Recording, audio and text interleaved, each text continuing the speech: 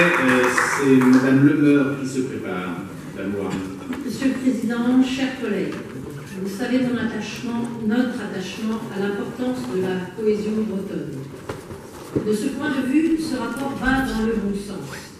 En effet, depuis le 1er janvier 2007, l'autorité portuaire était morcelée entre la région pour le commerce, les départements pour la pêche, les blocs communaux pour la plaisance. Ce morcellement politique n'était pas cohérent avec la situation de port ou de rade, soulevant multi-activités, avec les conflits d'usage que cela suppose, et interdisait de fait une politique portuaire régionale intégrée, fondée sur la maîtrise publique des activités et des infrastructures. Nous avons manifesté par vote en mars dernier une ambition pour la Bretagne maritime. Ce vote a amené, cela vient d'être rappelé, une concertation de qualité avec les autres collectivités.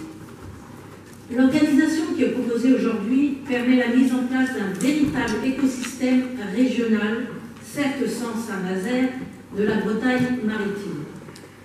Ainsi, nos ports de pêche et de commerce, incluant l'importante filière de construction et réparation navale, seront en synergie et non en concurrence, tirant par là une ambition bretonne cohérente.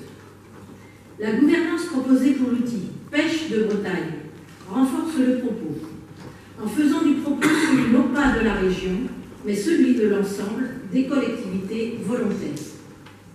Travailler à l'échelle régionale pour nos grands ports, ou par la coopération entre la région et la proximité, c'est important pour la formation professionnelle, c'est important pour les équilibres d'investissement, c'est important pour une gestion intégrée des littoraux, c'est surtout essentiel dans notre environnement économique. Je veux en profiter ici pour dire combien le vote britannique, je devrais plutôt dire le vote anglais, doit nous mobiliser fortement. En effet, les îles britanniques abritent une large part de la ressource halieutique européenne et les pêcheurs et mareyeurs bretons ont su faire ce qu'il faut pour y travailler autour des ports d'Écosse. Ces liens doivent perdurer. Dans la période d'incertitude qui s'ouvre, la cohésion des collectivités bretonnes autour de la pêche Bretagne doit aussi être mobilisée pour peser dans les négociations entre l'Europe et le gouvernement de Londres, pour entretenir les coopérations nécessaires avec l'Écosse.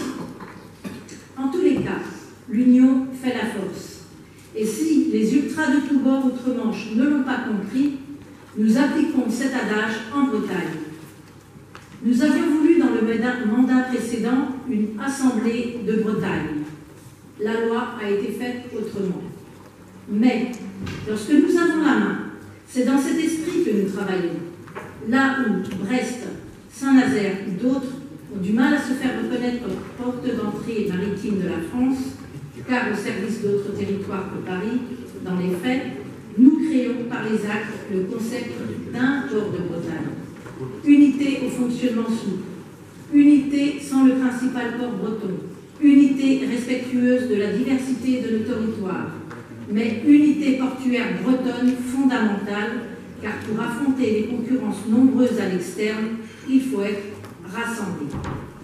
Nous avons entendu des sceptiques ici en mars sur le sujet, suggérant une absence de stratégie. Mais constatons ensemble que c'est bien le vote de ce jour-là qui a permis ensuite d'arriver à bon port, en bonne intelligence, avec des amis politiques ou des sceptiques de notre Assemblée, dans un département au moins. Mais la Bretagne maritime existe, elle fera la fête à Brest dans quelques jours. En attendant, elle est au travail. Merci. Merci, Madame. Madame Gaëlle.